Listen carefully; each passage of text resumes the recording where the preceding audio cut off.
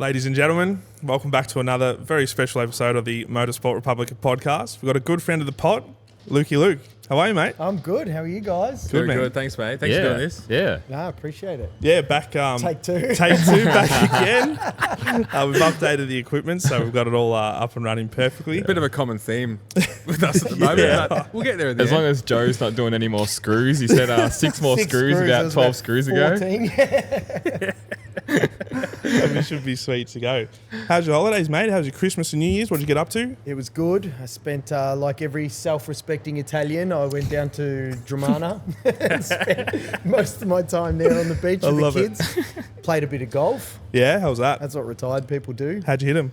Not bad, actually. You know, I played a lot of golf. I didn't tell you this. I Yeah. was saving it. I played a lot of golf when I was a teenager, like 12 to 18. Gotcha. And I got quite good. Yep. And then, you know, girls, motorbikes, all that sort of stuff. And I All the never good stuff. really played again Yeah. for like 22 years. Kidding. And I just picked up a golf club this year again. I actually went to the driving range with my father-in-law and I just pumped this ball down the back, dead straight, again. My father-in-law was freaking out. He goes, how does somebody be in my life for 15 years, never mention the word golf and can hit a ball like that? He was fuming.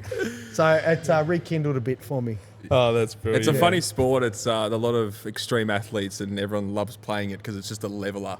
Yeah. And everyone can play it, a handicap system. So Yeah. it's interesting. You pick it up and you haven't stopped playing it for, 6 months? Or? Yeah, but my drives weren't going like this as much anymore. They're kind of doing a bit this way and a bit that Yeah. way. But no, it's good. It's a far cry from stunt riding. very that's much for so. sure. Yeah, isn't it? Yeah, definitely. Oh, that's good. So speaking of the stunt riding, talk us through your story. How did we get into it? Where did it all stem from? The love of motorbikes and anything with an engine. Where did it? How did it all start for Luke? Oh man, motorbike started when I was like a baby. I think the earliest. Well, it wasn't a motorbike. It was a motorbike. It was an electric scooter, like a Vespa, Yep. that I had when I was 2. Just riding around like 3. that. Yeah. Oh, that is. Okay, go on, these days Yeah, with my mustache. absolutely. There's a photo of me and my brother on it. My brother was a baby. Then I had a Pee-wee when I was 3 because I just badgered my parents. Yeah. I don't remember much of it, but I just remember how much I loved motorbikes because my older cousins rode. And so I just adored them, you know, Yeah. those sort of Yeah. 10 years older than me Yeah. and had big dirt bikes. So that's where it started. My parents divorced when I was 3. And so to my, benefit, Yeah. my dad bought me a motorbike. he hated motorbikes. He Yeah. still doesn't like motorbikes. And for many years during stunt riding, he tried to get me to give them up. But Yeah. I always reminded him that he bought me my first motorbike. He started it all. Yeah, so I had a Pee-wee 50 and a Pee-wee 80 and a YZ80 and it went on, you know, so on and so forth. Got my motorbike license when I was 17 and 9 months and Yep. CBR 250 RR and I used to rev it to like 16,000 Yeah. RPM Yeah. and dump the clutch, boom, up it goes. And I rode that on the road for probably 2 years before I actually got a car. I had my Yeah, okay. license. But I rode full time, had 3 crashes on the road. Oh, shit. Most people pulling out in front of me though, but Yeah. learned how to wheelie that bike, grouse. Got an R6 early, Yeah. an R1, which I've still got. The R1's behind me there in the middle. Is that the original? That's the original. That's the original That's R1. The one there, the fully carbon fibre and Yep. just a little out of That's control. it. Was a wicked bit of kit Slightly. that. Oh, man. It's one of the best. Slightly modified. And I started racing actually when I was 19 and raced 250 Proddy. And I had an RGV, but everybody back then was racing The RS? Aprilias, RS 250s, and they were rocket ships. Yeah, they were quick. So I raced Interclub for a little bit. I did sort of 3 rounds of Interclub and I won everything. Yeah. And then Stars of Tomorrow was coming up. I think it was maybe 02 or 03. And we couldn't afford it. So somebody at MA had said, you know, can you get there? We said no. And they said, look, we'll pay your entry garage, whatever, just get some tyres and get there. So that was really nice. There was a lot of Yeah, that's support awesome. back then with Motorcycling Australia. So I did.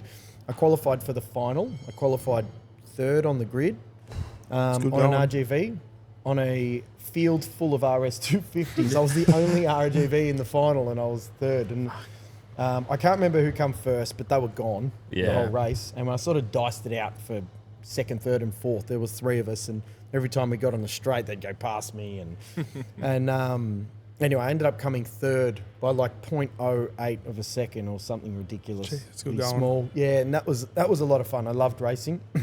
The very next race was Phillip Island Interclub. I high-sided, broke my back, and that was my first crash on the racetrack, and damaged my bike. Couldn't really afford to fix it, and unfortunately that year, that was 2003, my older cousin, who I had just sold my R6 to, and I'd bought that R1, passed away on Christmas Eve. So that was, that was a bit, obviously, naturally, that was very sad. But hindsight, that shaped what everybody knows as Lukey Luke now, right? My entire career. Naturally, before that, I was doing some wheelies and, rubbish on the road, which is, there's a lot of Having fun. a bit of fun. There's a lot of fun stories there too. Coppers letting me go and telling me it was a grouse wheelie. And I had one copper follow me the Eastern Freeway. I was doing a wheelie on the Eastern Freeway. I ended up doing a runner. I hid. I hid. Times are different back then, Dan. Yeah, gone are the days. Yeah. I hid, and the copper caught up with one of my mates. And my mate dobs me in, No way. brings the copper to me. Oh. The copper let me off. He goes, that was grouse. Thank you guys, but don't do that again. Yeah, now they got the body cam. You can't get Oh, rid of it yeah. now. See you later. And you'll have a drone on you these days, and then you're gone. Oh, it's crazy. So did you have a natural talent for stunt riding at the start? Like, were you just better than everyone else or your mates when you were doing it? It was just something you loved doing? Motorbikes, yeah, I do feel like I had a natural ability on a bike. Yeah. And that became more and more apparent. Well, you know what? I don't know. Maybe I just got better. Yeah. But, I sort of felt like I could do things easier than most on a motorbike. Maybe that was because I started riding at such a young age. Maybe that's natural talent. I don't know what natural talent means because I don't know any different to this. But, when my cousin passed away, Yep. that's what started my stunt riding career because I was 19, 20, and I hadn't dealt with death before. And so that tore me up. It naturally. He was my older cousin. He was 5 years older than me. And he was everything, man. Like he was such a great guy. He was 5 years older. So when he was 18, I was 13, and he'd take me out in his VK Brock, hang it sideways. That's a famous car in our... Don't talk to Daniel's old man about a he loved VK them, man. He Brocky. loved them. What So colour? What colour? it was white. He had a Oh, white okay. one. Yeah, he had a Right, white one. It nice. wasn't a blue meanie. But no, he had a white one. And, he used to take me out with his mates. I was 13. He used to make me feel like I was one of them. So Yeah. Oh, that's awesome. he was really special to me. So that naturally sort of tore me up. And I ended up getting a bit reckless on the road Yeah. after that. So sort of 6 months after his death, I was just doing silly things. Stupid shit. Yeah, the first time I ever did a high chair wheelie, which is sitting on the tank with your feet over the front, I was on the Eastern Freeway. And I thought, I'm going to try this. I saw this on a video. Give it a shot. Yeah, so I sat up there and I clutched it and woo, up on the There you go. Eastern Freeway, high chair wheelie grouse. So yeah, I realised I couldn't sustain that. That wasn't good. And it was getting back to my parents and local police in Doncaster. And they... Mum ended up saying, I really don't want you riding. And so I gave Mum my keys and I stopped for, I don't know, it was maybe a month, which is a long time then for like a 19-year-old. Oh, of course. Yeah. But I thought about it a lot and I said, I really like doing what I'm doing. I was getting very good at what I was doing. And so I asked for my keys back and I told her I'd stay off the road for a while. And so I did, true to my word. I basically didn't really ride on the road till I was about 24 or 25 again. So it was a good 4 or 5 years. But I did a lot of stunt riding. I used to go out in a van, practice. There you go. And then some friends of mine started Full Lock Motorsport. And they ran the first drifting event in Australia. And they asked me to come out and do a show for them at lunchtime.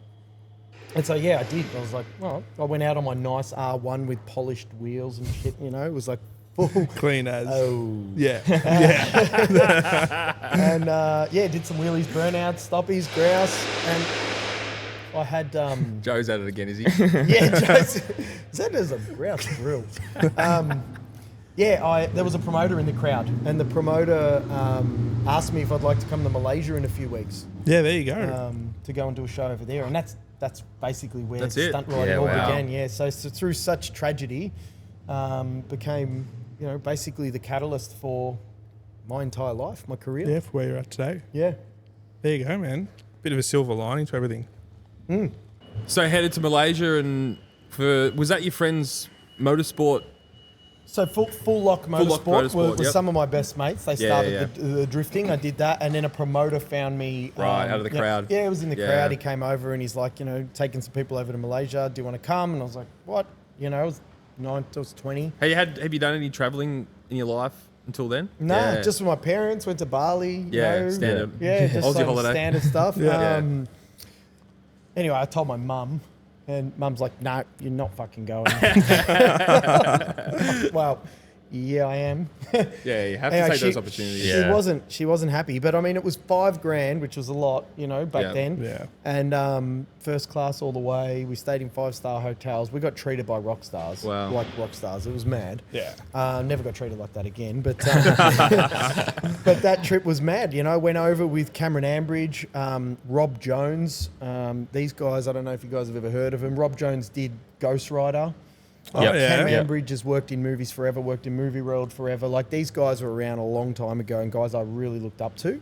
I remember that trip I went on the back of Rob Jones's bike and he just could control the stoppie like I'd never seen before. I was all right at doing stoppies, but this guy's steering and turning and doing all this stuff. And he put me on the back and did it. I just blew my head apart. Jesus. Yeah. I did that on that R1.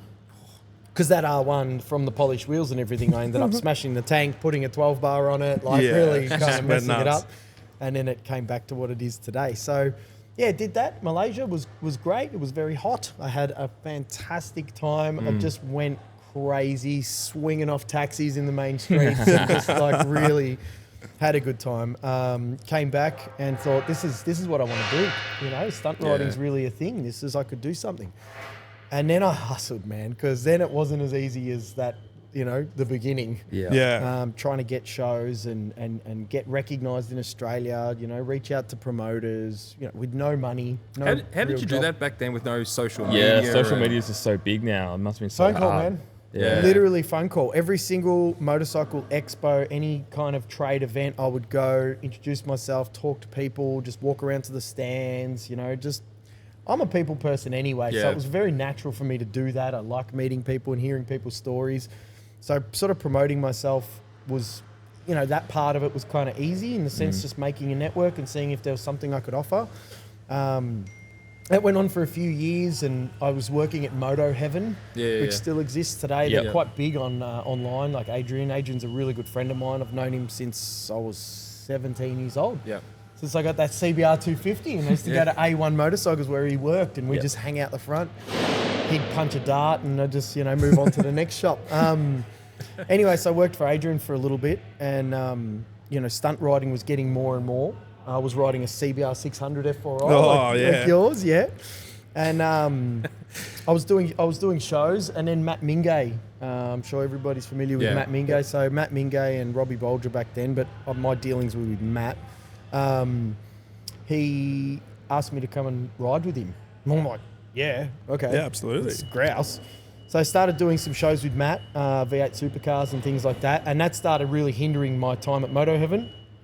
Adrian basically eventually kind of gave me an ultimatum, like the shop or stunt riding. And I was like, see ya. Which, he always says it and still to this day, he's my biggest fan. And I believe him because he's always supported me. Even back then, he didn't pay me commission. He helped me with my stunt bike and gave me a grouse high five. And, he was good. And he's a very, very dear friend of mine still. Things got really real then. Kind of no income. A friend of mine, Mel Jarrett, who I'm still friends with, was the marketing manager for Triumph Motorcycles and asked me to put in a proposal. Yeah, right. And I'm like, what? No, like they're not going to give me a bike. This is part of your self-belief, right? So I'm trying to believe that I've got something to sell, but then I didn't think I was good enough to be a factory rider. But truth be told, at the time, I was setting the benchmark for stunt riding in Australia. I lived and breathed it. I rode 6 days a week, 4 hours a day easily after work, and then 8 or 9 hours, 10 hours on a weekend each day. It's all I did. The thing is, as well with stunt riding, is the practice is out on the road. You just or in a empty car park. Empty car park. You have to go. You Yeah. have to go and do it. You can't sit at home on a simulator. You Yep. can't do anything like that. You have to go experience to do it, you You know? got to try tricks for the first time. Like it's just. Well, that was tricky, right? Because back then, no social media, YouTube wasn't a thing. Yeah. Like I had a few American stunt DVDs and a couple of Euro things. Yeah. And, you know, some VHS tapes. Like we used to go watch VHS tapes before we went out on the road. That's crazy. Back in the day, but you know, I sort of mimicked what I was doing off the Euros. Yeah. You know, what I could find of them and tried stuff. There was no one here teaching me how to do a circle wheelie. I think I was the first, or definitely one of, to do circle wheelies in Australia. I was definitely the first to be doing a lot of combo circle wheelies in Australia and really sort of setting the tone for modern stunt riding in Australia as we know it.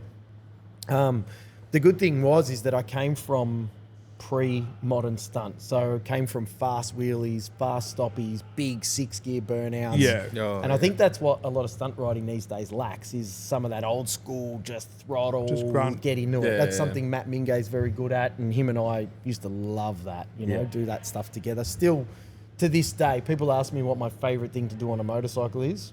Over all of the tricks I've ever done, it's just the grouse power slide. That's just, you They know, look on that awesome. limit of traction, no brake, just power slide. You know, you've pushed the bike beyond what it should do, and you're just holding it there. Yeah, it's so Well, talking before the pod about turn 12 at Phillip Island. Melandry. Yeah. Oh, What a, Just at a classic Actually, moment in did history. I watch a podcast with you guys and one of you said it was the best yeah, moment? yeah. Yeah. Who said Crivier and Doohan? James. Yeah. High five. That's also shout out. That's one of Daniel's. that was one of my favourites. throwbacks, yeah. That was gold. Yeah. All the There was fans so on the many. track. Yeah. It's just so nuts. That was gold. Need more of that. Need more of that. Marquez Rossi when Rossi goes over the cuts the Oh, corner. in Ashen. Yeah. Oh, they had a few crazy battles. I mean, look, Catalunya 09 as well. Yeah, that's another Crazy. one. Yeah, we missed so Silverstone many. 19. Yeah. Yeah. That was my favourite just because Marquez got beaten. That's why. What about, I mean, you guys Come are a on, bit bro. younger, but what about Rossi and, was it Gibbernow when Rossi won Yeah. on the Yamaha first Perez, win?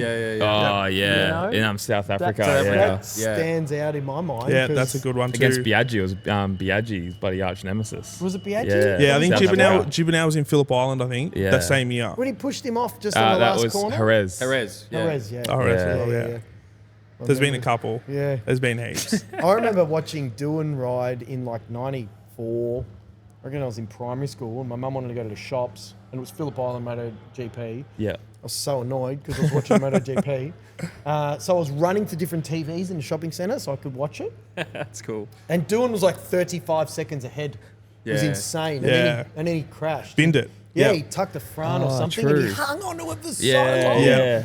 And crashed. I mean, I know it wasn't a celebration, but that is something that's stuck in my mind. Actually, let me ask you that. Watching the 500 Grand Prix in early MotoGP back in the day, was it hard to get, like, was it accessible? Because I remember it being on at like 10, 12 o'clock at night or 1 in the morning. Like, then there was, it wasn't like Foxtel, you know, and it was just like Channel 10 late Yeah. at night. There was no 125s, there's no 250s, no qualifying. They always had the the 500s, Yeah. right? So, but that was like, I don't know, Channel 10. It flipped to Channel 7, I think, over some of Yeah, the time okay. and whatever. But pretty much from 1989, I went to the GP Yeah. with Okay. my family. Yeah. So there was only a handful of years that I missed over that. Mm. And then I didn't miss them basically from an adult when I could take myself down there. Never missed one until, well, there was COVID. And then I think 2 or 3 years ago, I just couldn't be bothered. Yeah. I wasn't riding. I don't know. Yeah, Didn't fair. want to go. Fair. Yeah. So you're still down there? You're coming down MotoGP weekend? Yeah. Oh, yeah. Definitely. We'll have to Yeah, catch yeah, up this for year. sure. Yeah, 100%. Yeah. No, look, I do love it. Like, I live Yeah. and breathe motorbikes. Yeah. It's, Such a unique experience down there. Everyone flocks to the island. Like we always talk about, you know. Yeah, it's a out, hub. out in town on that Saturday night is just like in heaven, you know. Man, back when I started stunt riding, Yeah. you know, and I was that sort main of street doing- apparently was just hectic. People would give me the keys to their bikes. Yeah. Oh, really? Dude, No and way. the coppers would stand there on the side of the road and be like, yeah, that was grouse. You just pump a burnout up the street on their new tyre. You give it to them on belts and they're like, yeah, you're a legend. Yeah. was unreal, man. It Unreal. was like So and then crazy. the next That's guy was wicked. like, do mine. It was just, it was a different time. Superbikes was even crazier. Yeah. MotoGP was a little nuts in town, but Superbikes was mental, man. Yeah. In those like late 90s, early 2000s, it was crazy. Yeah. Yeah, and everyone who says that, like back Phillip Island, late 90s, sorry, like early 2000s, it was so much better. but Yeah. we only know the new modern way, I suppose. So. Absolutely. I mean, I pitched with is it Basque Coast City Council? Yeah. This was 10, 12 years ago now with Adam Bailey, actually. We went and met with the council and everything, and we were going to run a show in town on the Saturday night, Friday night, Saturday night. That would have been Stunt unreal, show. man. Yeah, in front of the Isle of Wight, where it's a bit flat down Yep. there. Yep. We walked the space out. But TAC being so involved with MotoGP didn't want to send the Yeah. wrong message. We were trying to shape it around safety and whatnot, but no, Yeah. they just That's frustrating. canned it. It is. It's really hard. Too many loops. You know. It's Yeah. politically correctness. Woke Yeah, world. for- Yeah. Anyway, we won't go there. Yeah, I was going to say that. got lots That's, to that's, say that's, about that's a that. deep hole to dive That's a into. political Republica podcast. Yeah. So you're in a pretty cool spot last GP, though. I don't know. I mean, I seen it. I don't know if you boys seen it, but you're on the grid with Aprilia. Got to see some of the riders last yeah. MotoGP at the island. Yeah, that was cool. So, a friend of mine, John Hopkins, everybody probably Yeah, knows yeah, John yeah. Hopkins. Yep. Yep. So I know John, and John gave myself and a really good friend of mine, Mitch Creek, some grid passes. Yeah, wicked. And he's like, "Hey, go and enjoy." He's grouse, dude, man. John is fucking crazy. Yeah, The yeah. stuff he's been through, his stories are just. It's like a movie. Oh, it would be Yeah. crazy. It's too far fetched for a movie. Some Yeah, of the stuff yeah, he's yeah. done, it's serious. Yeah. But we walked around the grid and met the riders. I got a grouse video, like high fiving Fabio Quartararo before he rode, and yeah, that was a buzz because all of the years I have performed, I'd not been on the grid. Yeah. All of those years, Yeah. I've been everywhere, access all areas except for the grid. Yeah. So that was my first time. So That's it was, cool. It was pretty special. Yeah, that was last year. Was it last year? Year before. The year before. Yeah, last Yeah. year's 2023. Wow. You ever met Rossi? Yes. How was that? Did you Yeah, cry? Nah, he's grouse. Yeah, I cried. Same but. I actually, You would. I actually, in 07, I was performing, and my dad has nightclubs. And so he sold Philip Morris cigarettes in the nightclubs and whatever, and Philip Morris Ducati Yeah. thing. So Dad rings me one day, and I'd been down at the airfield in, it's near Phillip Island. Oh, yeah. Oh, yeah, yeah, I on know the what way you're in. talking about. I Yeah. can't remember the name of it now. It's on the tip of my tongue. yeah. Anyway, there's an airstrip there, and Yeah. we were practicing there.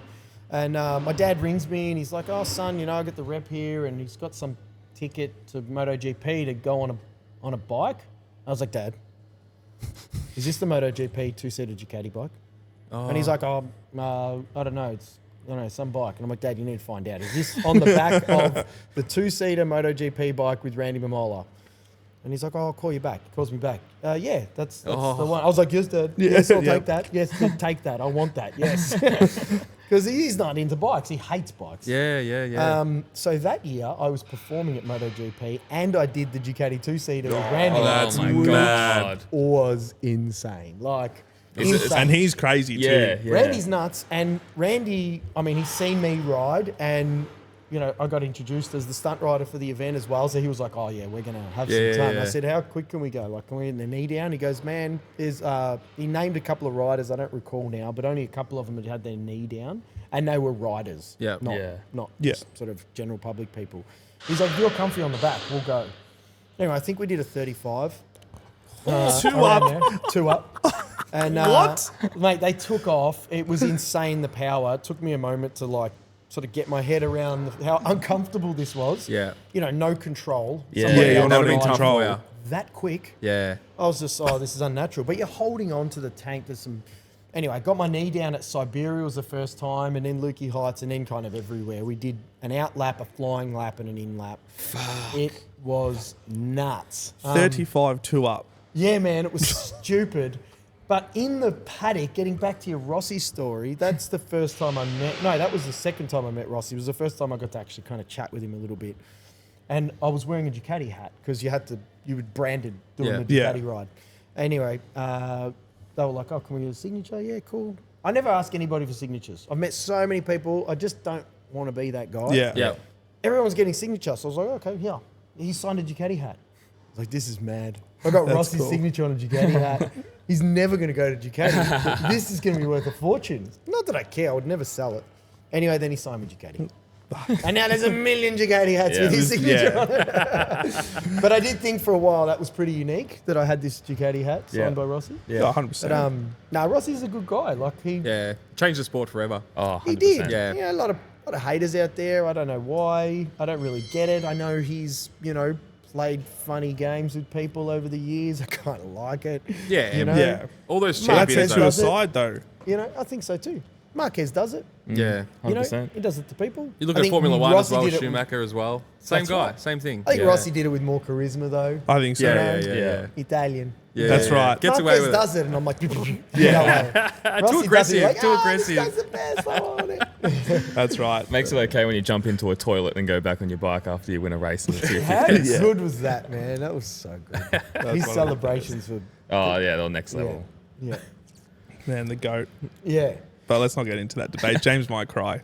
Nah, he's good. He's all right. He's 6 out of 10. 6 out of 10. Fucking Marcus. Get out. Thanks for Who coming, invited Jim. this guy, man? That's what they say. So, I guess getting back to where I was at, Yeah. I hustled for a while, started doing some shows, and then this factory sponsorship opportunity came up, and with Triumph, Yep. and it came up because another stunt rider had put in a proposal. So Mel had said to me, the marketing manager, look, there's another rider's put a proposal in. If you ever want a chance, Now's the time. this is your chance, right? So I was like, okay. So I sat down with my girlfriend at the time, and for like a week, we worked out how many people I was in front of, and cost per head, how much I needed, what a bike was going to cost me to run. And once I'd started doing all these numbers and figuring it right out, I started to really believe that I had a product here. This was a value. I'd never broken it down like that. So I put in my proposal, and it was a no. It was a no for the other rider, and it was a no for me. Yeah. Okay, not for us. All right. That was their mistake because I believed in myself after that. Yeah. And I'm pretty motivated guy, especially when I want something. And so I rang Steve Chiodo. I rang him a lot. I rang him like 3 times a week. Never got him. Got Sue Boyce. Still know her name. She's great, Sue.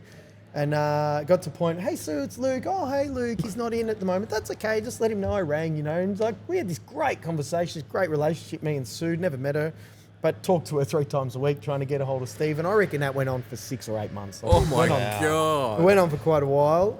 Built different. Truth be told, though, they, man, I was motivated. I was Yeah, so God. hungry. This was my life. As far as I knew, this was where I was going. This Yeah. is how I was getting there, and I wasn't going to settle for anything less. Well, this is why you're here, man. Like, Yeah. Yeah. So it went on for a while, and it was always good.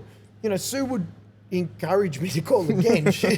She would be like, oh, he knows he will call you back, I promise he's not avoiding you. It was nice, and having now known Steve for a long time, that was the truth. He was not avoiding me. He was just the busiest busy man, guy in the industry.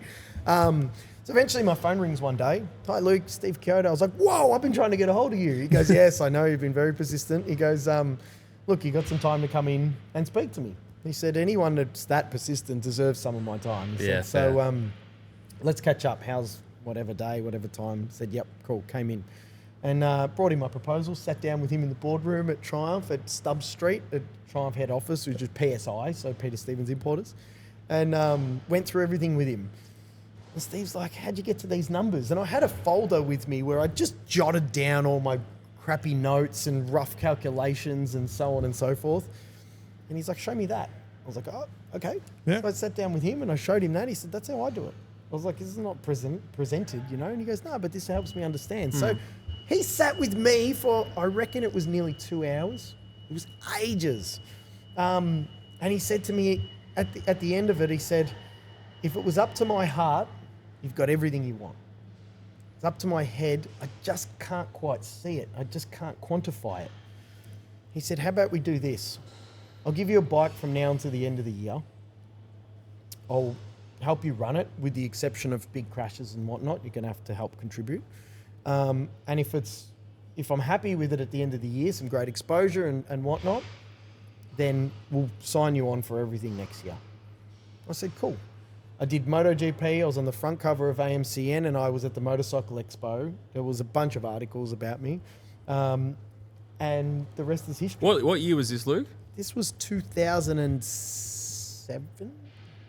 Yep. 6? Yep. When the first Street Triple came out. The Street Triple R hadn't come out. Just the Street Triple. I had a base model Street Triple that had just come out. The thing that was working for me is that they had, Triumph International had Kevin Carmichael, who was a famous stunt rider back then, in the UK. And so they weren't completely green to the idea of a stunt rider. But Triumph being a conservative brand, Yeah. you know, it was hard for them to see. But I presented well, I did a good job, I got great exposure, and then I worked with them for about 8 years. I felt like family, like they still are like family. I mean, I finished up with PSI, well, not last year now, so the year before when I retired, riding in Aprilia, but for PSI. Yeah. So my last couple of years officially were with PS Importers. And I'm still in contact with Steve today. In fact, I only, reached out to me only a month ago or so because he saw an article about this place, Benzina Stables, and offered some assistance. And That's amazing. exactly the type of person that Steve Kyoto is. You know, he's just he's incredible. He's got a massive heart. They cooked lunch for everybody at PSI every single, I think it was Friday or Thursday. I can't remember, but I always make sure I had something to do on my bike that day. And I'd be in there for family lunch. It was family lunch. And Mary and Steve, the husband and wife, Mary would cook for everybody. Wow. People in the factory, the Unbelievable. office, everybody. Like that is who I was involved with. Yeah. And me being Italian and so family orientated, Yeah. that just The big thing. meant the Yeah. world to me. That's cool. So cool. So that was kind of the beginning of everything, because once I got Triumph, obviously factory sponsorship comes credibility, and all of a sudden it was a lot easier to find sponsors from there because I'm the Triumph factory stunt rider. So I had QBE come on board, and I had some great sponsorships off the back of that. Yep. And Great, it just grew. It grew Great from there. exposure for the brand as well. Like for the common person to look at Triumph, to see it in a different light would have been great for their company as well. I think, and I've been told this by people at Triumph, that I helped shape the modern perception of Triumph in Australia. Because they were super conservative before then. And then I was out there doing 40 events a year on Triumphs, making them look clean but cool. Yeah. I always presented well. I always had a shirt on. I was never messy. Like presentation was everything to me. It still is. And I think that worked really well for the Triumph brand. It gave it an edge that it didn't have before. So I feel good about that. Yeah, that's about awesome. that time That's with them, great. Yeah, it's pretty cool. Like you see a lot of it on the road now too. It's one of those brands that a lot of people love. Yes, absolutely. Oh, dude, you know what? And rightfully so. They, I helped create a little bit of an image, but I'm definitely not the reason why it's got the Yeah. image. The bikes are fantastic. Yeah. They still are. I mean, I'm not paid to say this. They really are a good bike. The bike. triple, the torque, just the way they sound, the way they ride, the quality of build. They really are a fantastic bike. They've come a long way from the oil dripping 60s bikes that Yeah, that's everybody right. refers to, What's synonymous for? But Yeah. I remember when you rocked up to work one day on the new 1200, the red one, the candy red one. Oh, yeah, that's right. That I was did wicked, too. that thing. Yeah. The You know? 1200 speed triple. Yeah, That was That was grouse. sick. That's a grouse bike. And then the exit of Big power of yourself, slide. big power slide down Lygon Street. Whoa. That was someone else riding. That was that, in I think. Mexico. That was in Remember Mexico. that. Yeah. It wouldn't be something I would have done. Do you get out on the bike much these days? I don't. Plays back to that promise to my mum. Yeah. Not because of that, but I guess I just created, I don't know, a habit of not riding on the road too much. And I do think the road's very dangerous, truth be told. It is. And I can't ride the way I want to on the road, you know. I mean, I still do, Yeah. but it's not the right way to ride. If I go up the hills, I'm probably up it a little bit too much. Yeah. And, I keep it safe. And if I ride on the road now, it's usually I'll jump on my Bonnie. I've got a Triumph Bonneville. Yep. I built in like 2011. I've still got that. I love that. I feel like Steve McQueen, open face helmet, shirt, grouse, you know. That's cool. But no, usually just too much going on in life and work. I need to carry something, you know. So I got my van. I love my van. I'll give everyone listening and watching at home. There was a beautiful Ferrari just left the stables with a with a scooter hanging out its helmet. There's no room in the boot. We might still have that on footage, so we could potentially clip that in as well. Yeah, beautiful. It's what they do here, man. It's what they do here. It's crazy. That's it. Where there's a wog, there's a way. The only way to be. So talk us through, I was lucky enough to be at Supers when you had your last show. Yeah. What was, leading up to it, what was your thought process? Did you know, okay, now's my time to sort of hang up the boots? You know, talk us through your thought process and all the emotions and everything that you were feeling before getting on the bike, after getting off the bike, through that whole weekend. So, I mean, this could be a really long story or a really short one. I got all the time in the world. we do. I, you know, for years and years, I did an average of 35 to 40 shows a year. Wow, that's a lot. I didn't realize that. Maybe 15 years. That's a huge amount. I did air shows, expos, Formula Ones, MotoGP, World Superbikes. You know, there was boat shows. You know, four-wheel drive expos, motorcycle expos, St Kilda Festival. You know, air shows, just events everywhere. You know, there was always something. It was interesting. You know, I did ASBK for many years. I did V8 supercars with Mingay. Until Mingay and I butt heads and stopped doing that. That's another story. We'll get onto that. We're friends now.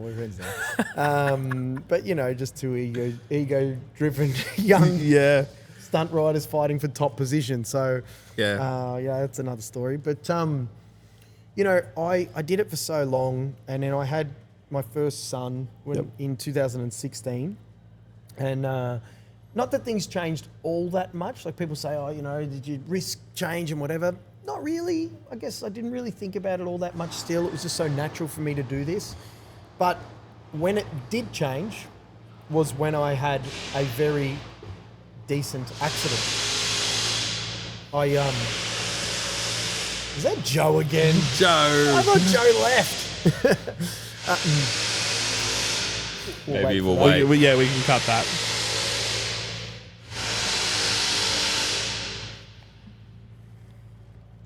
I didn't realize you did so many shows. Fucking hell. Yeah. That's crazy. 40 shows a year. Oh, no, we're back. Travel must have been hectic. Travel is a logistical nightmare. Yeah. Yeah, I could elaborate on every single part of this point. True. So I won't go there, but just while we're off. Yeah, logistically, this is why I had to have 2-3 bikes. I'd be sending one to Adelaide, one to Queensland while doing one in Melbourne. And as soon as I've done with that one in Melbourne, I'd have to send it over to WA while I went and met, you know, the one in Queensland or Tassie. You know, there was times where I'd have, you know, 2 bikes coming down here, 1 bike getting repaired. Like, it was crazy, man. It really was. It was, logistically, it was nuts. Yeah. I think we're Yeah. good. We good? Did you just pause the recording? Or? No, just keep going, but just someone do a clap. Can't remember. Big accident. Oh yeah, so it sort of changed for me when I was riding for BMW. So you know, from before when I finished with Triumph, I went to KTM for 6 years, and then after KTM, I had a decent crash on a KTM, and that was the first time I'd ever had to take some time off the bike because I broke my back. Compressed L5 S1, bulging disc, prolapsed L5. Like, I'd done a bit of damage down there. What was the incident? Actually, it was such a stupid crash. You know, I do all this crazy stuff. I was just practicing motard. The track was empty, and I'd often come out of the last turn or the back straight at South Morang. Yep. And as soon as I'd come out of last turn, put it into a stoppie and try and roll the whole straight, which I could do. And it was just good practice, but you had to get the bike really high. And my one rule with stoppies was don't get off the brake, right? You can often kind of get off it. When you're off it, though, there's no way to bring it back if you go past that point. Whereas with wheelies, you've always got that back brake. So that was your safety. You don't have a safety with stoppies. Anyway, I was sort of rolling off the brake, and it started to go over. And instead of bailing, which I should have done, I sort of tried to save it by pushing back. But it was too far gone. And then it was too late to bail. So when I went over, the bike came crashing down on me. But I only crashed at like 4 kilometres an hour. I was at the end of the stoppie. But just the way it landed, the way it hit me, everything. So I had that. That sort of started getting my mind thinking, well, do I need to keep doing this? Anyway, I had a very, very small stint with MV Augusta as kind of a bit of a brand ambassador there because I couldn't do much riding. Truth be told, they're very pretty bikes, but they're all rubbish to ride, and I couldn't do much on them. And then my very good friend Nigel Harvey, I've got to be truthful. Yeah, that's it. You'd be the person to talk about how a bike handles, though, because you would have taken it to the absolute The depth. past the limit. throttle on that thing was on and off. That was Yeah. it. It was literally like pressing send and end on your iPhone. Like That's it how it was felt like with the Tuono. just, so Tuono is a good bike, man. That is the opposite. At 3,000 RPM. Yeah, he's got the I never got out of second gear. Might be a discrepancy in skill between you and Luke, Tom. Just slight. So I did that. And anyway, Nigel Harvey, really very good friend of mine. He was marketing manager for BMW, got me on a BMW, rode with them for 3 years. And in 19, we went on a safari, the BMW Safari. So I did a week with them and I had a show booked for York Motorcycle Festival. My stunt bike was already up there and I was riding safari. We were going to Armadale. It was the last day for me and then I was flying out. Yep. And they'd shut down the main road of Armadale for me to do a show for everybody. So like the main street was closed, it was all fenced off, and I was going to do a show on an adventure bike. That morning, I was with Mark Wilson from Superbike School, and I was like, let's just take it easy, last day. He goes, yeah, man, happy to. So everybody left early when I had breakfast at the first town. We had breakfast at the hotel, we took off late, nice and cruisy. Anyway, long story short, I went around a bend that looked like the last 20 bends we'd been through. But a grader had just come through on a gravel road. There was a huge pillow of gravel and it pushed me off the road. I couldn't get the thing turned, had to run it off the road. As soon as I ran it off the road, trees, shrubs, barbed wire fence, and the corner got sharper. So I did all the braking I could do with ABS and everything. Those bikes are fantastic off the road, but had no traction. As soon as I got it onto the grass, I had traction. So I spotted my exit, turned my head, hit the throttle, got the thing steering with the rear. There was a monster tree, and I'm looking past the tree, first rule, right? Yeah. Look where you want to go. I know enough to know that. Yeah. On the throttle, and I was like, ripper, I'm past it. I wasn't. The motor was sticking out on those big boxer engines, Yep. and it cracked, just bang, hit the tree, and stopped me dead. I was probably doing 50, and I went straight into the bike. Yeah. I hit the bars, bent the bars down with my sternum and my ribs. So I broke 3 ribs, broke my sternum and dislocated my jaw. Now that accident is the thing that changed everything for me. I was sitting on the side of the road, not knowing if I've got internal bleeding, actually feeling a lot of pain. I'm very good with pain, so pain wasn't the problem. What I was thinking was, you're an idiot. You got kids at home. What are you doing? These are things that came into my mind for the first time in my life, and they were the first things that came rushing in when I had that accident. Tried to call an ambulance, couldn't get to us where we were. So I jumped on the sweep rider's bike and I rode myself to hospital with Mark. Jeez. Walked into hospital, they checked me out. Long story short, broken ribs, broken sternum, your jaw's gone back in place, but we can see a bunch of damage there, no internal bleeding. I was like, right, I'm out of here, thank you. Signed myself out. I was out. I got picked up by the support vehicle, went to Armadale, rode a fucking stunt show. Oh that my night. God. man. You're fucked, seriously. That's ridiculous. That's ridiculous. Mate, that was painful. I had 4 Panadeine Fort.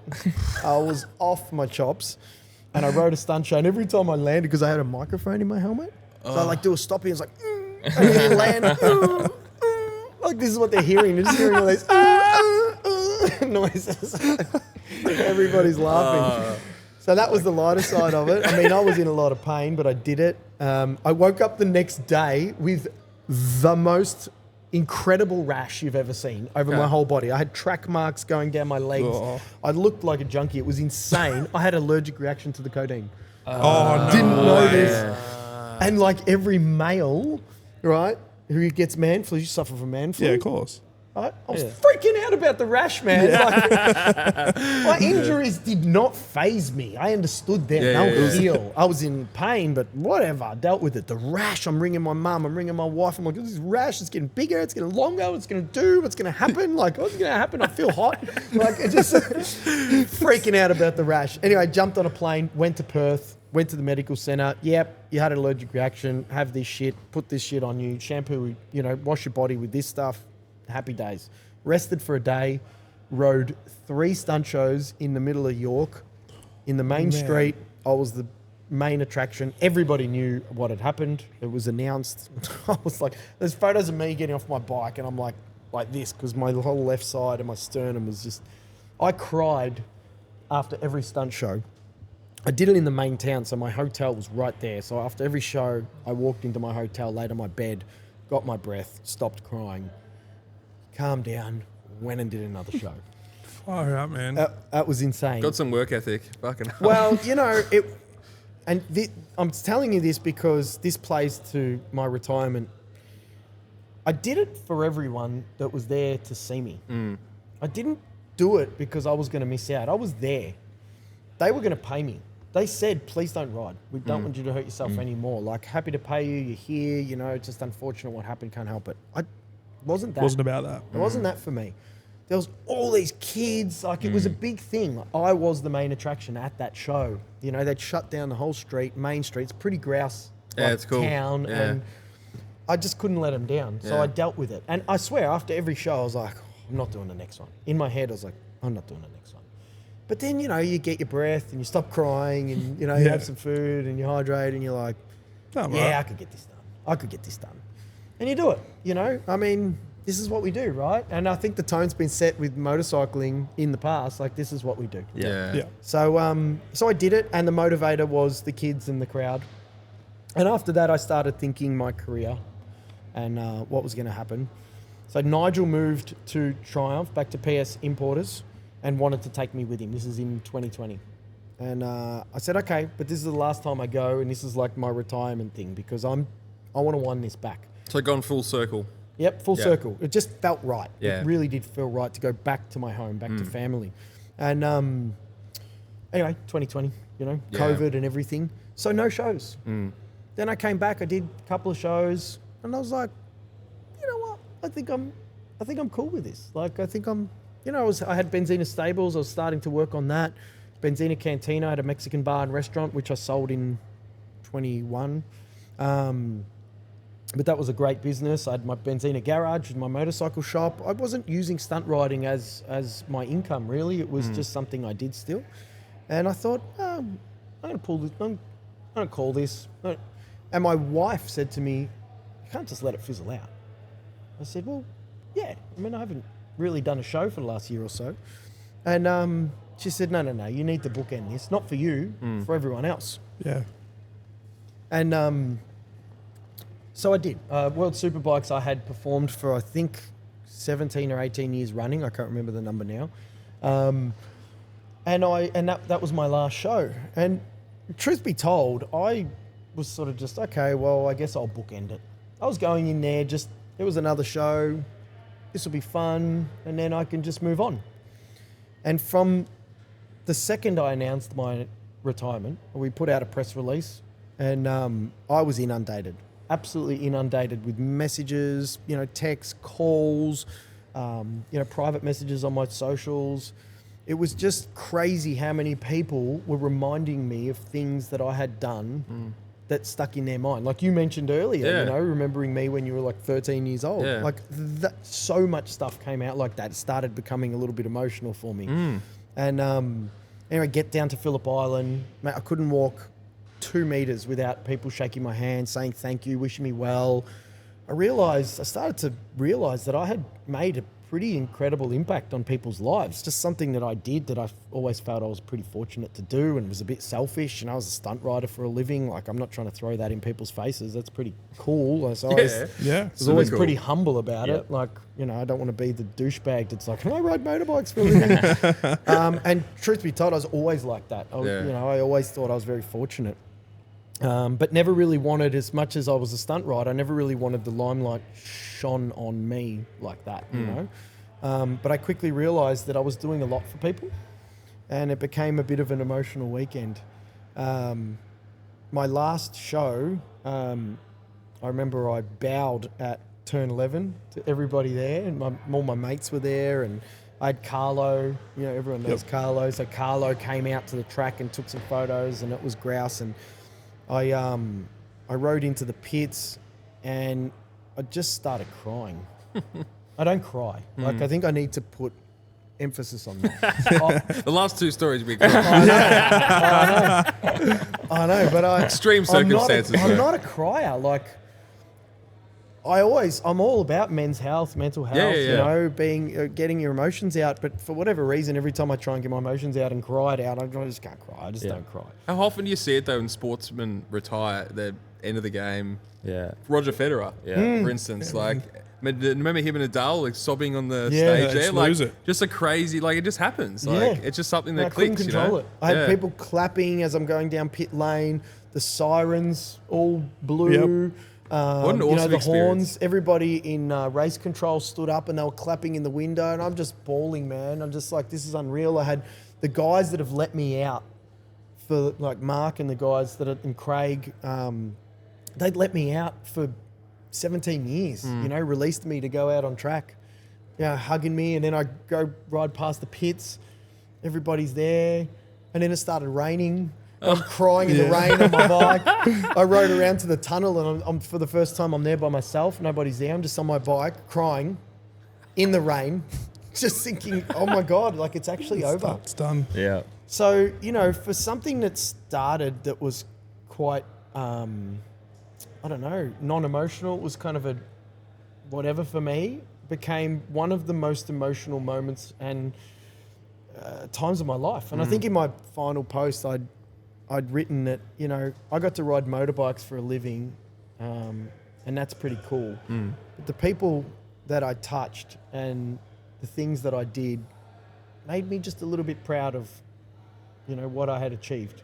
And I'd never, ever stopped to reflect on my career. I still don't reflect. I'm here in Benzina Stables, and everybody tells me how much it's grown, and I'm like, okay, yeah, whatever. Let's keep moving forward. Just keep going. Keep going. Yeah. So, see, that was pretty special.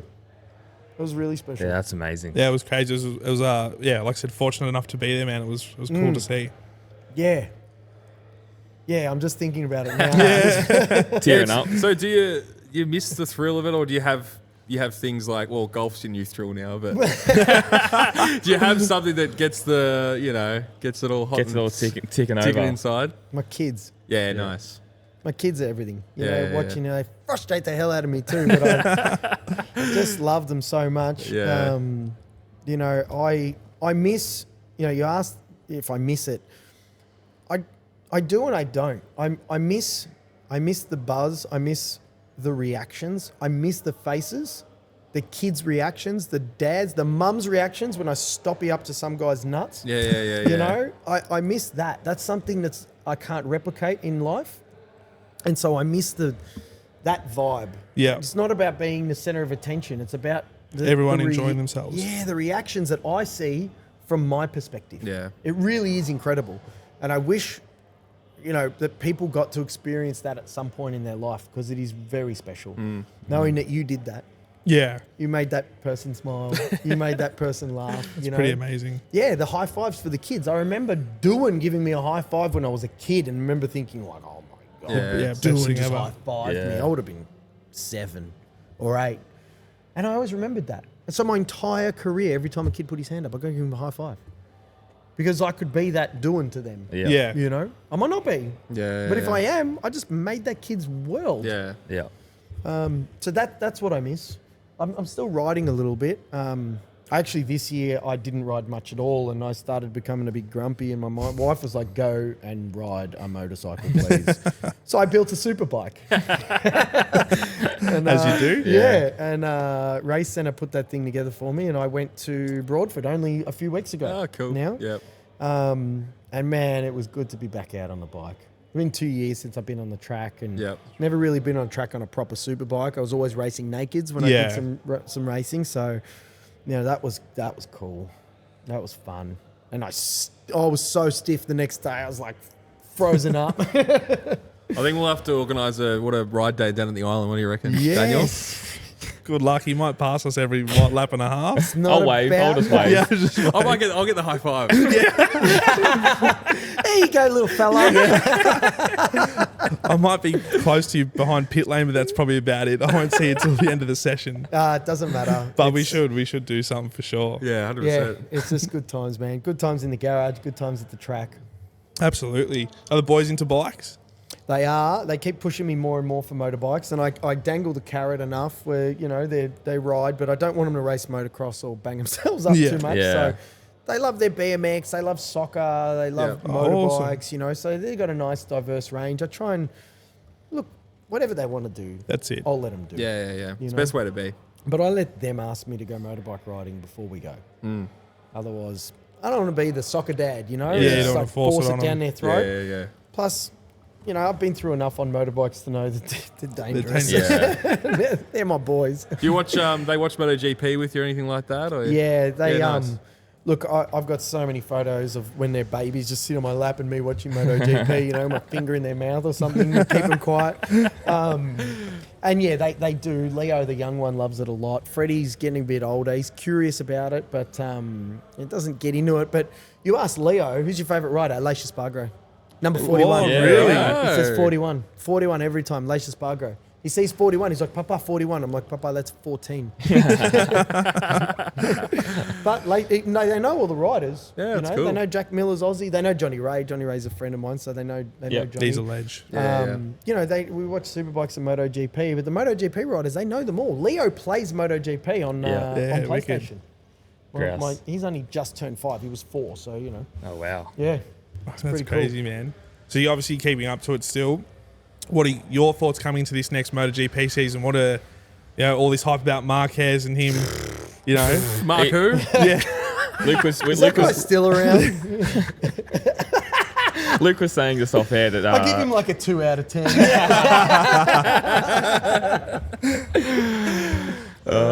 James isn't happy. He's lost for words. He's shocked. He's shocked. I mean, shocked. We'll edit that part out. That's all right. Come on, there's supposed to be a little bit of Italian emotion. He's on a Ducati now. He'll ride that Ducati. You know, he's basically half Launch Italian. himself into orbit. He's half James, seriously, I saw it. now that's actually get out. Come on, bro. I saw him eat a pizza at Pino's. He's half Italian. You're insulting two of the Look at the biggest hands. The ones hands right are now. going. You're lucky he hasn't backslapped you. Tie behind his back. Mate. How do you get Yeah, Italian cool. to shut up, Luke? So is it going to be another Bags championship, you reckon? Look, I think Bags, Jorge Martin, Bez, you know, Yeah. they're going to be hard to beat Yeah. on Ducatis. What a Like, year it's going to not be, gonna I reckon, for the GP. It's going to be an amazing year. Absolutely. Yeah. And look, I mean, playing devil's advocate and taking my Rossi hat off. Yeah. And you know what? Even with my Rossi hat on, Marquez is a great rider. He's incredible. He's done incredible things on bikes, and as a rider, I cannot take that away from him at all, not for 1 second. Yeah. I just don't think that he's going to do as well as everybody thinks on the Ducati because it is so different to ride, and you've got great riders that Yeah. know it so well. I mean, look how little the boys crash on the Ducatis. You know, Jorge Martin, Pecco, you know, they've got their wits about them. They know the bike. They know the limits. Marquez is typically a guy that's going to find the limits. Yeah. Yeah. And I think the bike, yes, it's good. But my personal opinion is he'll be up there. He'll fight. He'll be top 5. He'll be regular contender. But I don't think he's got the championship. Yeah, I don't think so either. Well, the other thing is the difference between the 23 and the 24 bike. Yeah. There is going to be some changes then. He's going to be on older spec. So, And normally the older spec at the start of the season at least is up there. Yeah, it's a bit Yeah, better. Yeah. Sometimes. It is good for the sport though. What's your thoughts on Pecco? Are you a big Pecco fan? Yeah, I'm a or- huge Pecco fan. I Nice. love Pecco. Yeah. Yeah. Pecco is, I don't know, I haven't quite, you know what, after all these years, I haven't, we kind of figure him out. We try Yeah, to figure him that's out. right. He's super calm. Yeah. He's super cool. He's a very calm-natured person. You watch his interviews, even the way he approaches things, he's very calm. But I think sometimes he gets in his own head a little bit. Yeah. yeah, definitely. you He know? says some weird stuff in the media as well. Yeah. He comes out and say like the That's a he doing? McLaren. is it? Yeah. Well, on that note, tell us where we are right now. So we're at Benzina Stables. This is my new business. This is Life After Stunt Riding. We've been open for just over a year now. Yep. We're essentially, we're an enthusiast hub to summarise, but we specialise in sort of high-end enthusiast vehicles in storage and sales. Yeah. So motorbikes, cars, we store. We've got 75 cars in storage at the moment with about 35 motorcycles. We've got about 40 cars for sale and about 20 motorcycles. 3,000 square metre factory based here in Preston. Yeah. We're running enthusiast days. We're doing track days. Drives like overnighters. We run a lot of cars and coffee events. Yeah. It's a social space. You know, it's a place for car and motorcycle enthusiasts alike to come and hang and be a part of. You know, It's a pretty incredible space. Like, I've never been. I don't think there's anything else like this, really. No. No, not at I all. don't think so. There's a few examples in America. Yeah. But it's not a common business. It's something that I've sort of thought about for a number of years now, being an enthusiast of both cars and bikes myself, having a number of bikes and finding it difficult to store them. I think I've got 36 motorcycles now. I've sold a couple recently. But I had 40 at one point, 41. They'll come back. I just had to invest in the business. I had to sell a few. But that storage is a problem. Yeah. But then off the back of that, it becomes this social thing. I mean, I mentioned to you before, on a Friday night, we'll have a Negroni here and, customers will come and pick up their cars, bikes, and you got people that are, super highly successful with, 5 Ferraris, and you got someone with a Grouse WRX, and we're all in the same room, same time, Yeah, with the love common that. denominator being motorsport, Yeah. automotive space. It's great. The people you meet is fantastic.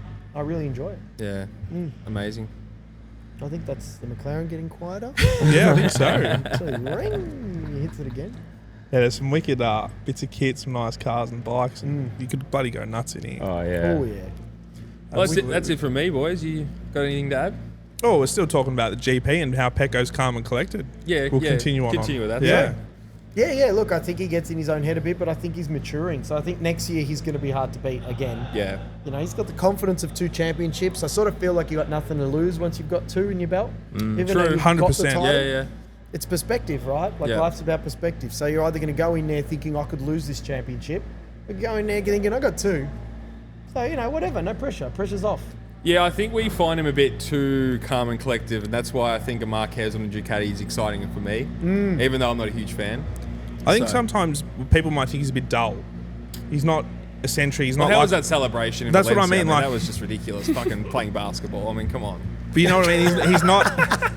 He's not a Rossi seriously. or a Marquez or a No. Lorenzo with his celebrations. No, or that's his, right. No. That was awkward. And you can't fake that. I don't think. No, you you can. can't. You've got to be pretty genuine about that. Yeah. But I kind of like that. Yeah. I mean, I'm out there. I'm pretty loud, right? But I kind of like that he's not, and he just sticks to what he is. yeah, I he's think polite, people once he's done, people will respect what he did Yeah. a lot more. Yeah. Yeah, it's great. I mean, call. look at Stoner. Yeah. Stoner Yeah. was just like meh. You He's wouldn't see literally him- the meh emoji. Yeah, you're not wrong. Yeah, you wouldn't see him dunking a basketball after he won a world title. Nah, That's for he go, sure. thank you. But it's funny. Everyone says how he's the most talented rider in the Yeah, industry. yeah, It's a lot of interesting. people have A said lot of that. people have said that. So He's an incredible rider. yeah. Incredible. It's just a shame that he really didn't enjoy the media and then suffered Yeah. with his chronic fatigue and so on. 'Cause, Yeah. I would have really loved to see him go head to head with Marquez. Yeah. That would have been a good battle. That would have been very interesting to see how that would have gone. I think he down. would have smoked Marquez. Truth be told, he was too smooth. Marquez Yeah. was Yeah. sending himself to the moon too often, That's which a I good think point. is going to happen next year. Hey. Oh, we'd hope to see it. We're gonna have to do a watch party with you or some MotoGP or Oh, something during keen. the Let's season. watch it here. Like that whole wall converts into. I saw a- the projector up there. Yeah. The whole wall. We'll do Say MotoGP less. here. That would be Say sick. less. Hey, we Alright. can do it. We'll get a Republica, team Cross going. stables. Yeah, let's do Yeah. it. Sounds Why good. not? Do a collab. Be Cool. crass. So you were just saying before, Johnny Ray. What are the thoughts on the move to Yamaha? How do you think he'll go in the supers? Well, what I do know, I can't tell you, Yeah. Okay. but I reckon he'll go all right. I Okay. reckon that I like Yamaha it. will be good for him.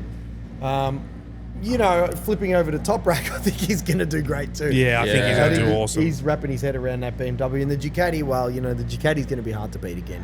It is Yeah. a rocket ship, even with the the limitations. seven, Yeah. the 7 kilos they that put weight on. thing. Yeah. So a friend of mine is Alvaro Bautista's chief engineer. I remember the little present you got. Yeah. So, I talked to him, Julio, Yep. and that bike, fuck, that's good. Oh man, it's crazy. I've told him, in the next few years, I want to buy one of their bikes. When they're done. That'll be unreal. That would be unreal. I just want to own a world superbike. Yeah, Like that's I've cool. built bikes to be kind To of world spec, superbike yeah. spec almost, you Yeah. know, but just own want one. a world superbike, Oh. man. And like It's a great looking Ducati- bike. It's a great Yeah. looking bike. One of yeah. those Ducatis would be great. Yeah, they're awesome. Incredible. Yeah. Have you seen how Ducati released all those the replicas, but like they got the Yeah. Pecco one and Yeah. Bez and Bautista, but it's still cool. But having the actual, like when we sat on Chris Vermeulen's bike, it was like, Wow. It's an all about actual- the cry. Yeah. Like it was, Yeah. oh, different. oh my God. And like That was how- amazing when they gave him that bike. I remember when they gave him that bike. It was wow. so many years after the fact. It was beautiful that they gave it Yeah, to him. it He's was. such a deserving guy. Yeah, great He's a- dude. he's Yeah, Chris yeah. is just a gentleman. Man, Yeah. such a nice guy. He Yeah, really yeah, is. yeah. I think I told you this before you went to meet Yeah. him. Never met him. Yeah, Yeah. he's just a gentleman. Yeah. From day dot. When he was, I met him back when he was racing MotoGP, and he was the same person then as he is now. Same with Bayless. Like, that's what I like about the motorcycle industry. I think it matters where you are, what you're doing. You're just the same person. I mean, Yeah. if you guys Yeah, met that's Jack right. Miller, he's a perfect example. Yeah. You know, Jack comes back to Australia, he's just us. Yeah. You know, Yeah, he's just goes to track. All the people hangs we've done around. podcasts with, like even with Joel Kelso last week, just Joel, yeah. regular dudes, Yeah. man. Yeah. Like they're just motorcycle enthusiasts. And Hey man, They that's, just love it. That's it. I We mean, all that's what love I it. was touching on Yeah. before. Like I was always pretty fortunate that I'd ride motorbikes for a living, so just kind of happy about that. yeah, bloody absolutely. oath. But yeah, That's cool. MotoGP bikes, man, pretty special. Man. They're on another planet. Yeah. That is the thing to have, isn't it? There's a guy in England. He has a whole. He's got heaps. Collects them, yeah. Man, he's got all those Rossi ones. And I think he's got a Stoner one as Baylesses. well. Yeah, Stoner. I think he's got a couple super bikes. He's got a lot of bikes. And he hides the location. He won't tell anyone where Well, it is. yeah. Fair Yeah. enough. Don't blame him. No way. It'll be in a farm somewhere. How do you even get your hands on one of them? Like, if you want to purchase Bautista's super, like, is it just who you know? Is that all it is? Pretty sure yeah. that's how it Yeah. starts, but I'm pretty sure that you generally know people when you got that kind of money. Yeah. Yeah. Yeah. Yeah. Those Ducati replica bikes, that was tempting. I thought so. Yeah. I put my name down for the 916 30th anniversary. That's Okay. a nice bit of Yeah. kit. That's That is really a nice. Beautiful bike. I didn't get the allocation, unfortunately, but I'm told that if somebody pulls out, I'll get one. So Yeah. I'm quietly, I've got my fingers crossed there, hoping to go on because I got an original 916 as well. So I just want to have them together. Then I got offered, one of those replicas or all of those replicas, but 110 grand I for a know. Yeah. V4S. Just for a sticker kit. Sit Yeah. well with me, Yeah. Like, it's basically an SP2, which you can buy for 50 grand. Yeah. It's a Yeah. lot of money. True. Like the 916 was 75 grand, which is also pretty much just an SP2, but 296, I think, limited numbers. There's that McLaren again. So, the limited editions and Yeah. being such an iconic thing sort of justified it to me, but 110. Yeah, it's taking the piss. I It's think a of lot. stat, like just a little bit. Like, Yeah. People, they're gonna sell them and they'll Oh, they sell will. out. Yeah. A friend of mine bought Yeah. a Bez, Jorge Martin, and the Fuck. yellow Pecco. Yeah. The Yeah, yellow the one I yellow could is see cool. moving. Yeah, That looks yeah. wicked. Yeah. Because that would be a collector's item. So he for bought all years to three, come. and he bought them all in the same number Yeah. That's cool. as well. Yeah. So what's the difference? Is it just the fairings, like the replica fairings? paint, it's got all the SP2 stuff, so the open clutch Yeah. and things Yeah. like that come with it, but it comes with Nacro as well. Okay. That's it. Yeah, It doesn't it's come got with, like that doesn't come with seat on carbon it wheels. and- Comes with the magnesium wheels, I think, not the carbon wheels. And then it's Shit. just limited numbers, race paint. Yeah. Fuck. Yeah. They look grouse, but 110 grand. There's a lot of other bikes I'd rather buy for 110 if I had 110 grand, but there'd be Yeah, yeah. there's a lot more out there. Yeah. Yeah, I I think. mean, I'd buy you're 5 CR500s before that. touching on, a few, maybe 30 more grand, you're getting Desmos. Yeah, that's right. you know? Yeah. Desmo, that's, Yeah. that's a motor. That's a MotoGP MotoGP bike, yeah. bike. That's cool. You ever ridden a Desmo? Fuck no. Yeah, I'd be gross. terrified. What's it like? Insane. Hot. Oh yeah, it would Hot. be. That doesn't surprise Very me. hot. Yeah. I just sold one of my Desmos. I got another one. So don't stress. Still got one. Might have to throw us the keys. But Tom hot, first. hot. Oh yeah, good. Hey, what? I'll fucking show you how it's done. Good to keys. Hey, this will be good. Give me a 2XL helmet and I'm out.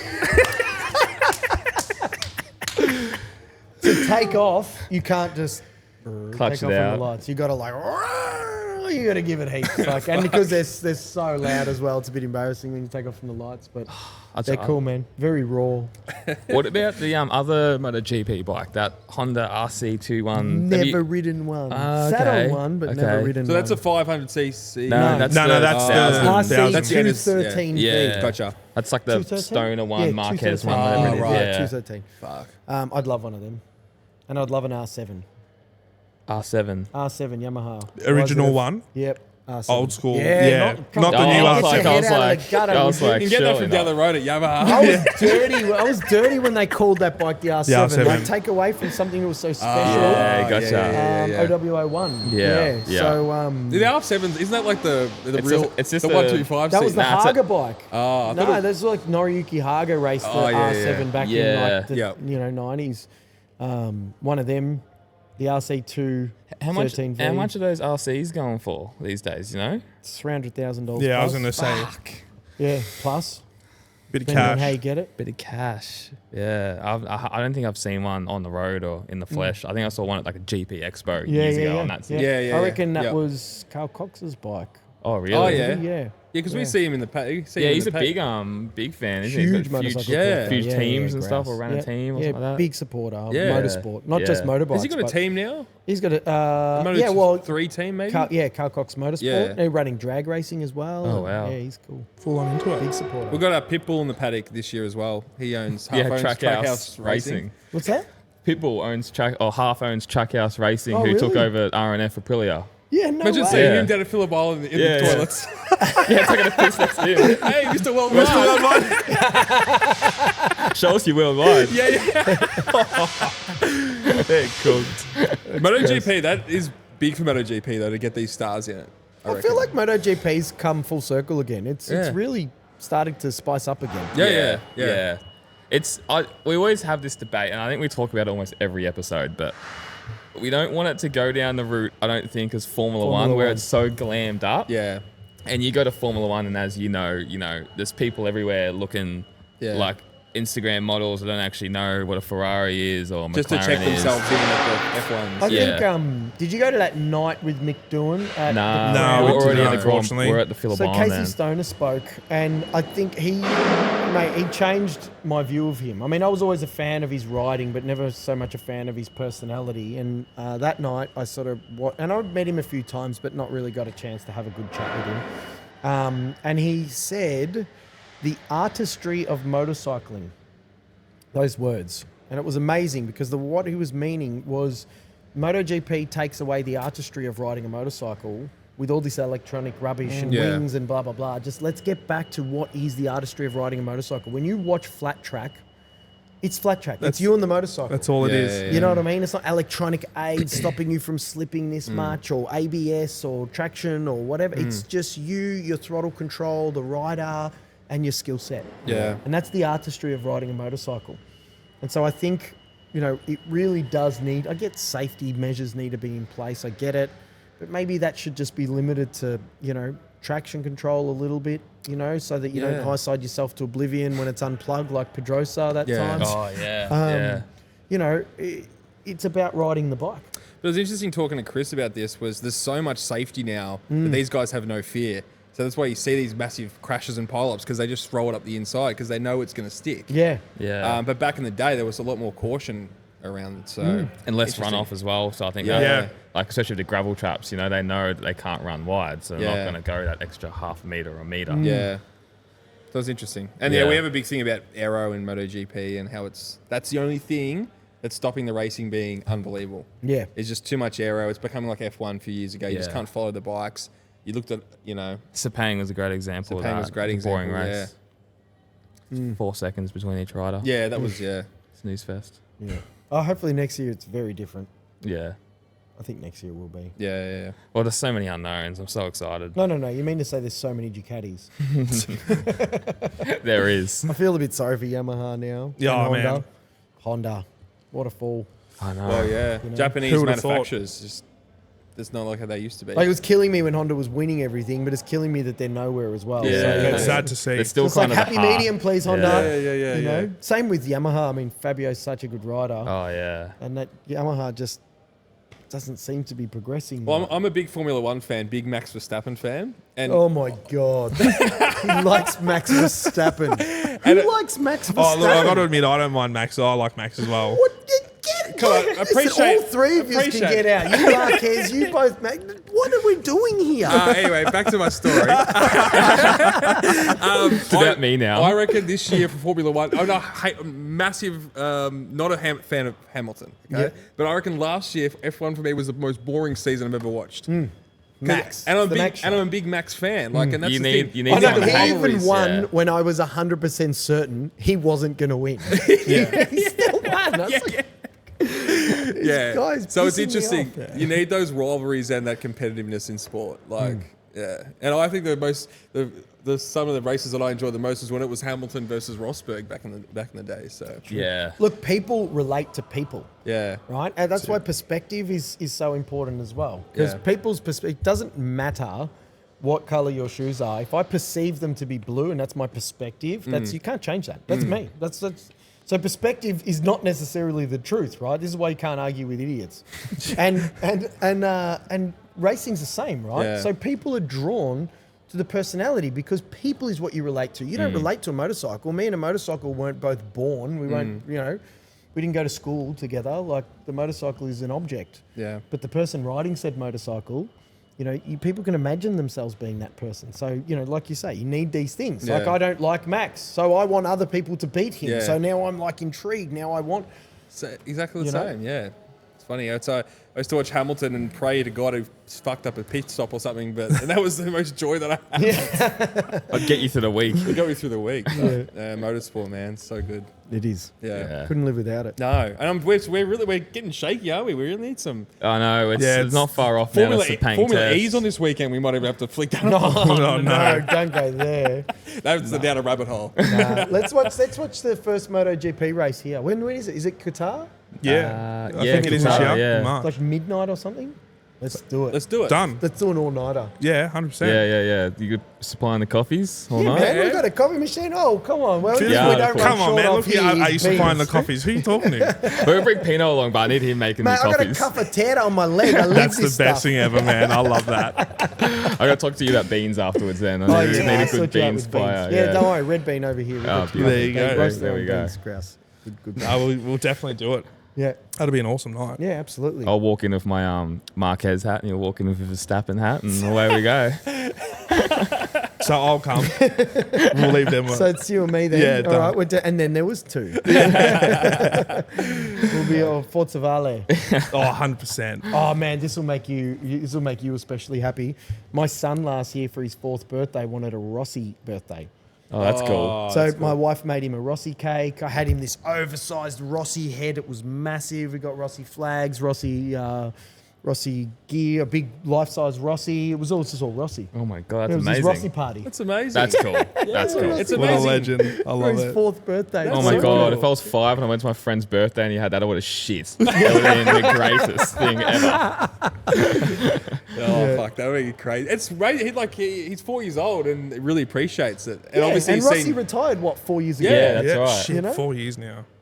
Man, how long will those Rossi merchandise stands be at MotoGP? He's still the biggest forever. selling Yeah. merchandise Yeah. out of every rider. crazy. And current as well. That's crazy. I know. It's crazy. Isn't it? And he's got the VR46 stuff now. Well, which he's I is love setting what he's himself doing. up. Yeah. I love, you got to respect that Oh, VR46 shit, yeah. Academy. Yeah. It's like finally the Italians have something to go against the Spaniards. Yeah. Yeah. You know, because the Spaniards were very It was good dominated at for that so feeder long. categories Yeah. and nursing their riders from a young age. Yeah. Italy didn't really have a lot of that. Well, you look at Moto3 field; it's like 50% Spanish riders, and that's going to change hopefully in the future. So Well, More they've and more come through Italians. now. Like, look at all the Italians now. Bez and True, Marini. yeah. Well, and at one stage, it was just Bastianini. bloody Rossi and Simoncelli. Who 100%. took the other spot on Rossi's?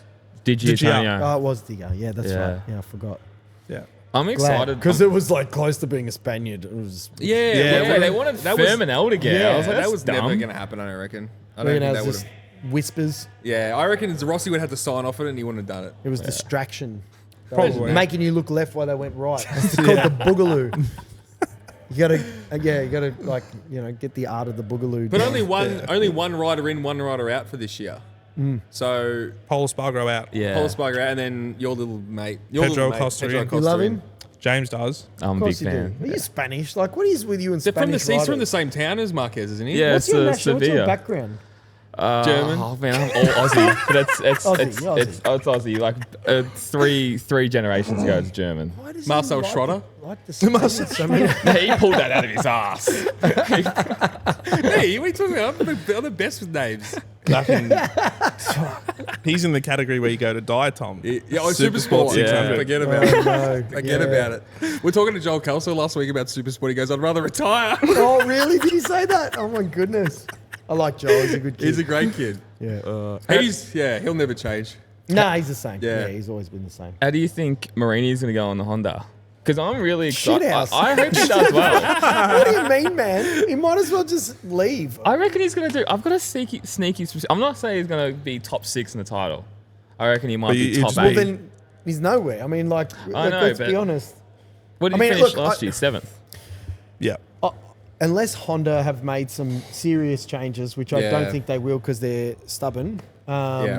I don't think he's going to do too well. I want him to. I want him to do like well. what I I like him. want and what I think will actually happen are two different things.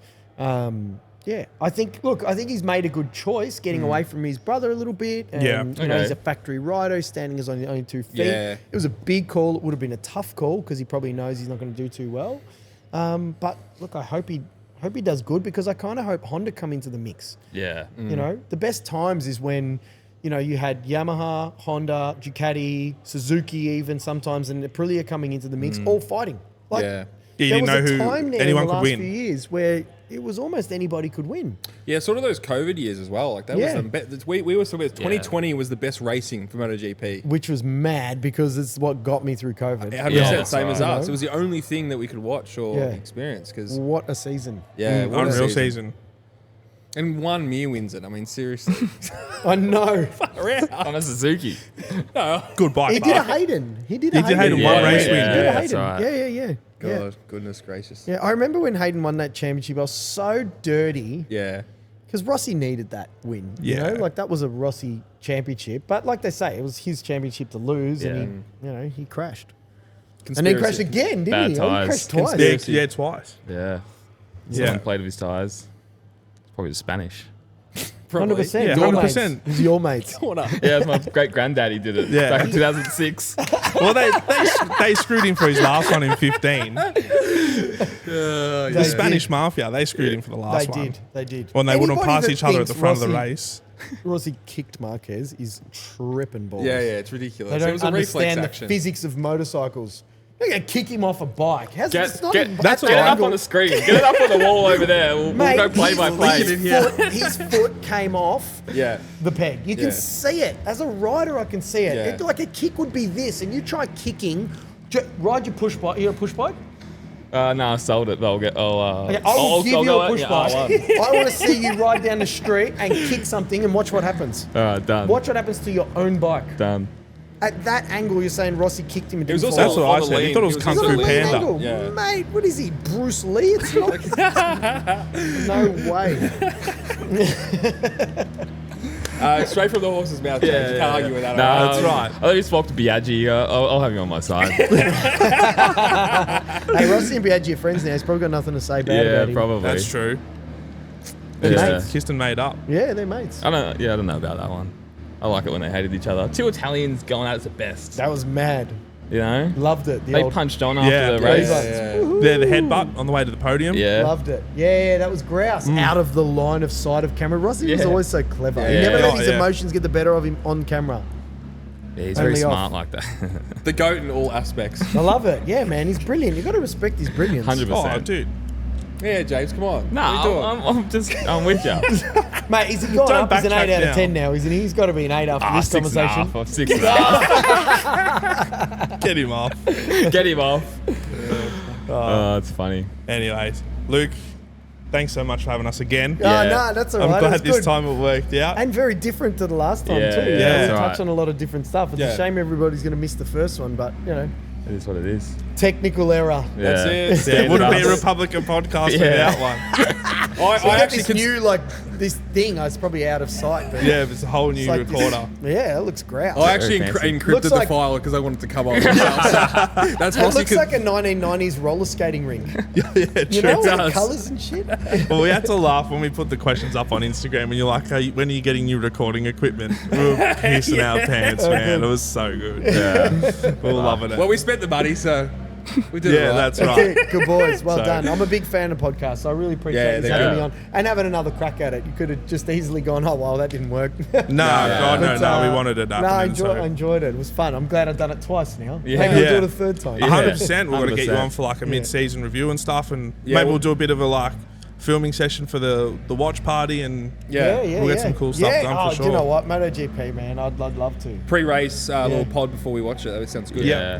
We'll do a whole bunch of Add it stuff. to the Do calendar. you know what you should do? You should do half the pod before the race and half the pod after the race. Yeah. That's why a he's good an one. entrepreneur. Bring the Daniel. fourth Yeah. mic. Bring Hey, the fourth mic. Let's do it. You know Yeah. what? I've got a microphone in there, so Let's do it. Let's get BYO it done. mic. 100%. I love it. Awesome, Cool. Luke. Thanks Right, boys. again, man. Hey. As always, we've got a Oh. little gift for you. Yep, I think I know what this is. May or may not have seen it before. May or may not have. Well, you know, truth be told, they gave me this once already, but now we got to do it again. Re-gift. It's like the panettone. It just So goes I- around. It is. Oh, hold on, there's a cross on this. This is the one I gave you, isn't it? This is dated 2006.